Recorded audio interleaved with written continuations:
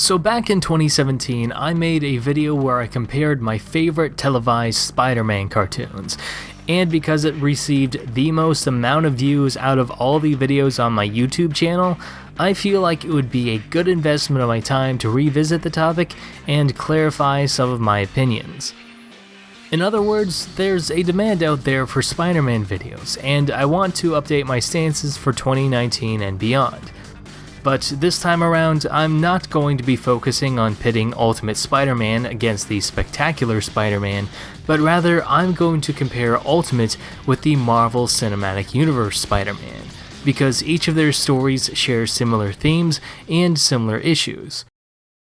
Now obviously, the Marvel Cinematic Universe takes place on a much grander production scale than a Disney XD cartoon from 2012, so while I am still going to criticize it, this time around I don't want to give off the impression that I'm bashing Ultimate Spider-Man.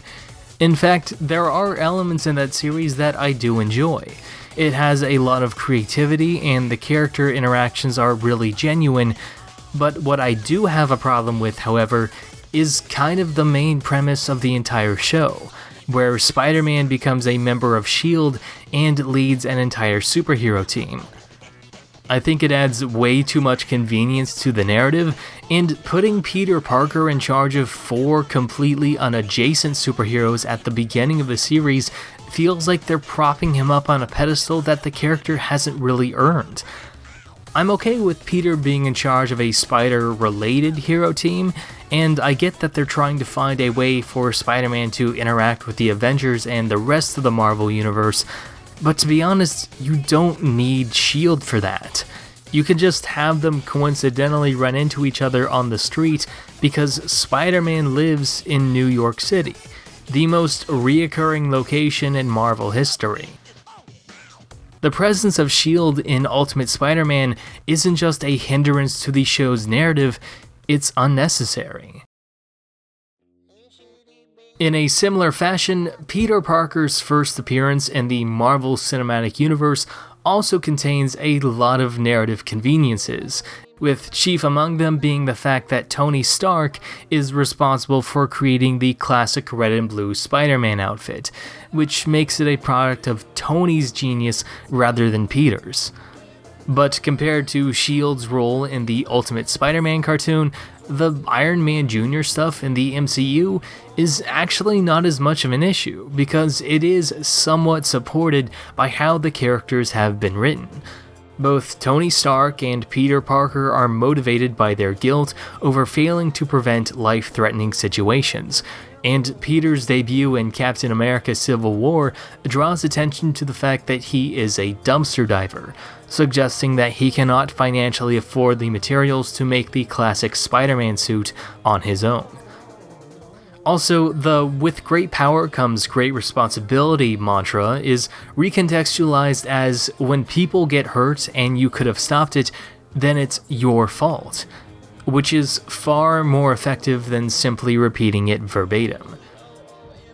However, while these elements are part of the film's universe, they're not really dramatized as much once we get to Spider-Man Homecoming, which leans into the friendly aspect of the friendly neighborhood Spider-Man by giving us a lighter, softer New York City where Peter Parker seems to be doing pretty good.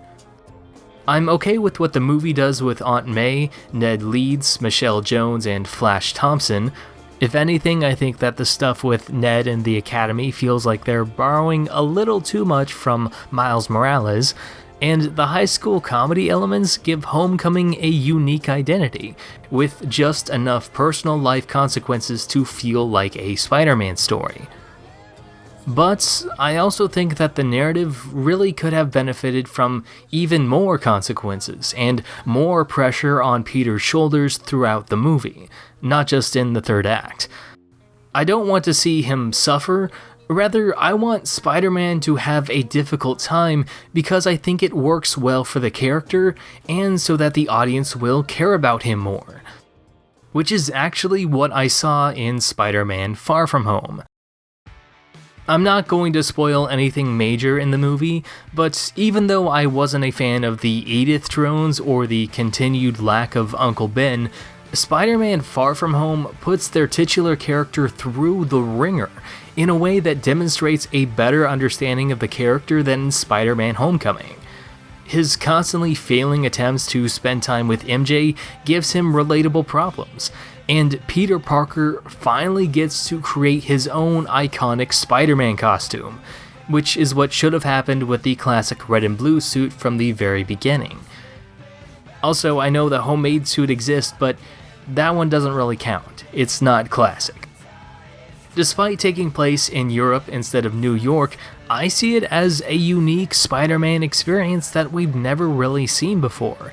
And yeah, Nick Fury does show up to recruit Peter Parker, which would be a lot like the Ultimate Spider-Man cartoon, if it wasn't for the fact that he never actually joins S.H.I.E.L.D. or anything. It's really just a one-time team-up event where Peter wears a stealth suit and he doesn't actually want to be there. Aside from a few minor issues, Spider-Man Far From Home understands Spider-Man. The Marvel Cinematic Universe and Ultimate Spider-Man are both loosely based off of the Ultimate Marvel comic books, especially with Nick Fury's character design that ranges from being modeled after Samuel L. Jackson to being literally portrayed by the actor himself. And although I am willing to concede that Peter Parker does join S.H.I.E.L.D. in the Ultimate Spider-Man comics, I don't feel like that was the main point of the narrative.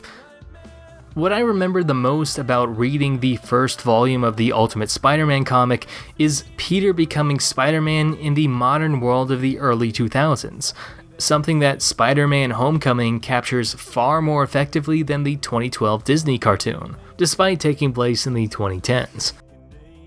I do think that there are a lot of valid criticisms of the MCU Spider-Man, but I also think that it's a lot more preferable to watch Peter Parker live in Tony Stark's shadow than watch Peter join a paramilitary organization that puts him in charge of an entire teenage superhero team. Even when they both have a non-traditional approach to Spider-Man, I prefer the movies over the cartoon, not because they have higher budgets and production values, but because I simply think that the narrative is implemented better.